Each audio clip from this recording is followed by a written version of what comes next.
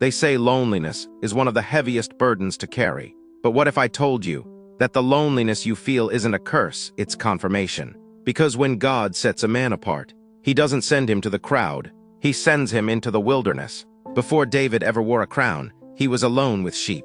Before Joseph ever entered a palace, he was alone in a prison. Before Moses led millions, he wandered 40 years in the desert. And before Jesus started his ministry, he was led by the Spirit alone into the wilderness.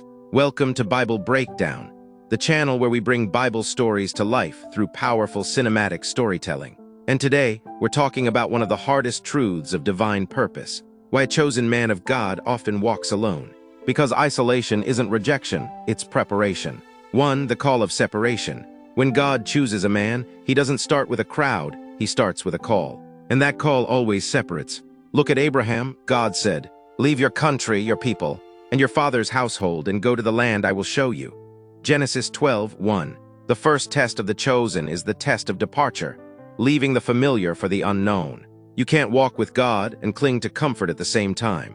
When you're chosen, people start drifting away. Conversations that once excited you lose their flavor. Friends who once understood you can no longer relate. Why? Because God is removing distractions that would dilute your destiny. When heaven has a plan for you, separation becomes sacred. 2. The wilderness of development. The wilderness is not punishment, it's a process. Every chosen man must go through a season where God strips away every crutch, every dependency, every illusion of control, until all that's left is faith. David was anointed to be king, but sent back to tend sheep. It looked like a setback, but it was training ground. He learned courage fighting lions and bears. He learned worship in the solitude of the fields. He learned leadership long before anyone followed him. Your wilderness is your classroom. You're learning obedience, endurance, humility, and discernment. And here's the truth, God never wastes a wilderness. When you feel forgotten, heaven is actually investing in you. 3. The silence of God. There will come a time when you'll pray and hear nothing. You'll ask God to speak, but heaven feels quiet. That silence isn't abandonment, it's trust. God's silence often means, "I've already told you enough to walk by faith." Think about Joseph, betrayed, enslaved, imprisoned. Yet there's no record of God speaking to him during those years. And still Joseph remained faithful, because chosen men understand that faith is louder than feelings. Even when God seems silent, he is still present. And his silence is not absence, it's a test of trust. 4. The weight of destiny. Being chosen means carrying a weight others can't see. It's a silent burden, the kind that keeps you up at night when no one understands what you're fighting. Moses carried the weight of leading a nation. Nehemiah carried the weight of rebuilding a wall. Paul carried the weight of building the early church, and still said, "We are hard-pressed on every side but not crushed." When you're chosen, your battles are bigger because your purpose is greater. You're fighting on behalf of others who will walk the path after you. Your pain becomes the blueprint for someone else's breakthrough. 5. The misunderstanding of people. A chosen man is often misunderstood. People will question your motives, doubt your vision, and misinterpret your silence. Jesus experienced this firsthand. Even his own family once thought he'd lost his mind. The Pharisees accused him. The crowds loved him one day and cried, "Crucify him," the next. But Jesus didn't explain himself to everyone, because purpose doesn't need public approval. When God gives you a vision, not everyone will see it.